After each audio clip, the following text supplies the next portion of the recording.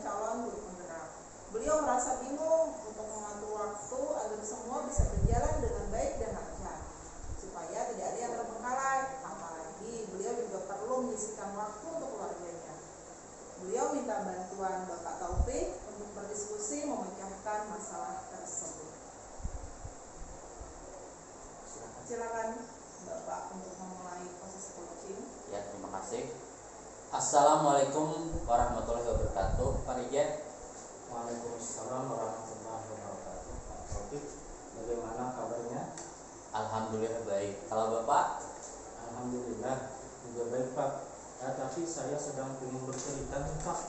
Saya lagi pusing. Banyak sekali lagi pikiran saya. Pusing kenapa Pak? Bisa ceritakan kepada saya? Begini, Pak. Saya bingung. Banyak sekali tugas yang harus saya kerjakan akhir-akhir ini. Tugas utama saya kan mengajar. Selain itu, saya juga menjadi bendahara bos di sekolah, yang mana kegiatan itu saya harus mengatur keuangan sekolah, manajemennya supaya lancar, dan juga harus membuat pelaporan. Terkadang terkesan mendesak harus segera dilaksanakan. Selain itu juga saya harus menghandle segala administrasi sekolah. Apalagi sekarang kan mau persiapan akreditasi ini sekolah saya. Yang terakhir keluarga juga, Pak. Saya kan juga ingin ada waktu untuk bisa bercengkrama dengan keluarga ini. Jadi dengan banyaknya tugas yang dikerjakan Bapak, seperti yang Bapak ceritakan tadi, kondisi ideal seperti apa yang Bapak inginkan? Saya itu inginnya, Pak, bisa melaksanakan segala tugas atau kegiatan tersebut dengan baik, dengan adil keteteran dalam melaksanakannya.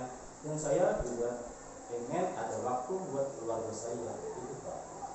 Jadi Bapak ingin bisa membagi waktu agar bisa menghandle semuanya, dan waktu dengan keluarga tidak berkurang, gitu Pak? Betul sekali, Pak. Apa saja nih yang bisa dijadikan pilihan untuk mewujudkan kondisi ideal tersebut? Yang pertama jelasnya, Pak, adalah skala prioritas, yang mana kegiatan yang saya anggap paling penting itu saya dahulukan, yang mana yang kurang penting itu saya akhirkan untuk kemudian, gitu, Pak. Gimana tuh Pak caranya? Saya jelaskan. Untuk sementara ini saya membuat not atau catatan, terus agenda di laptop. Apa saja pekerjaan saya yang paling penting dan paling mendesak saya tulis di nomor yang pertama, dan seterusnya. Ada lagi nggak nih yang cara lain yang menurut Bapak bisa membantu Bapak dalam hal membagi waktu? Pak, biasanya itu saya menandai kalender bisa dengan cara melingkari atau membilang. Tapi ya begitulah, Pak, saya karena banyak kegiatan terkadang saya lupa. Supaya jangan lupa, apa nih yang bisa dilakukan? Mungkin saya akan memasang alarm di HP itu ya, sehari atau 2 hari menjelang deadline kerjaan yang harus saya laksanakan. Jadi apabila alarm tersebut berbunyi, berarti saya harus sesegeranya mengerjakannya. Dari beberapa hal yang disebutkan Bapak di atas, ada nggak yang sudah Bapak lakukan? Kalau misalnya saya beri skala 1 sampai 10, kira-kira Bapak di angka berapa?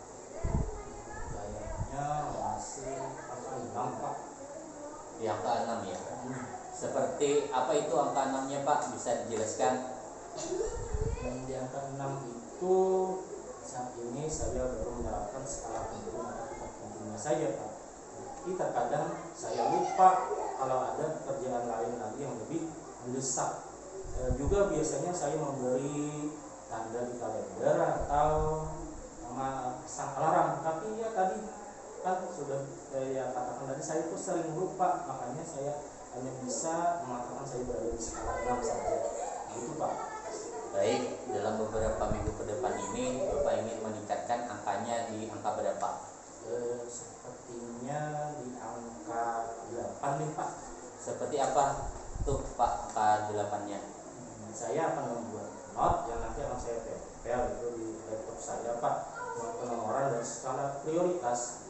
Nomor pertama yang akan saya tulis itu adalah pekerjaan yang paling penting dan paling mendesak, terus berurutan sampai ke bawah. Kemudian saya menulis atau memberi tanda di kalender memasang alarm di HP saya, begitu Pak.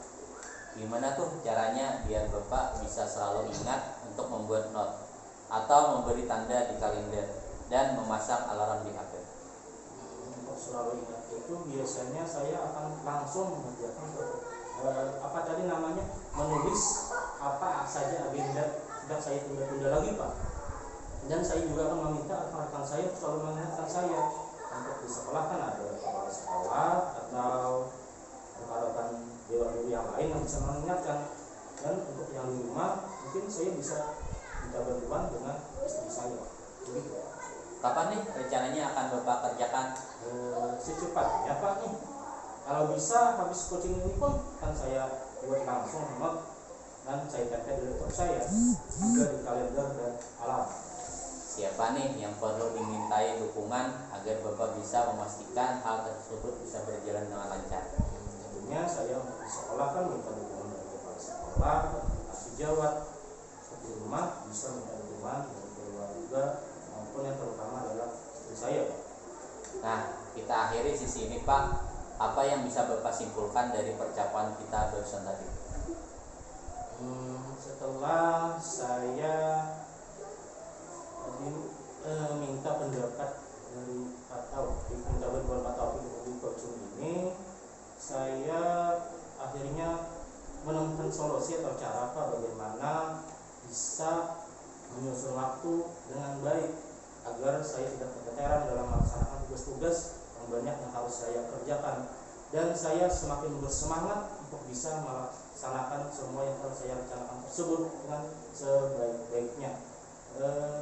Saya merasa bersyukur sekali Pak Taufik sudah bersedia memberikan waktu kepada saya untuk mencurhatkan isi pikiran yang membuat saya bingung ini Pak. Sama-sama Pak. Nanti saya ingin mendengar cerita Bapak setelah Bapak menerapkan ide-ide atau solusi yang sudah Bapak jabarkan tadi. Ya, bagus Pak, nanti saya akan kabar lagi Bapak kalau saya nantinya masih saja mengalami kesulitan. Mohon Bapak bersedia nanti membantu saya lagi ya. Siap Pak. Terima kasih banyak Pak ya. Sama-sama Pak. Alhamdulillah proses coaching sudah selesai. Izin ya Bapak untuk menyampaikan komentar dari proses coaching yang sudah dilakukan tadi. Menurut saya proses coachingnya sudah berjalan bagus karena sudah tercapai kompetensi coaching, yaitu yang pertama kehadiran penuh ditunjukkan oleh Pak Taufik dengan mengangguk misalnya, kemudian mendengarkan aktifnya juga sangat terlihat karena Pak Taufik sering menggunakan kata kunci dari yang sudah disampaikan oleh Bapak Reza. Kemudian lagi dalam mengajukan pertanyaan berbobot juga Pak Taufik sudah mengarahkan sehingga coacher akhirnya mampu untuk menyelesaikan masalah dengan pertanyaan-pertanyaan pemandu dan berbobot yang disampaikan oleh Pak Taufik.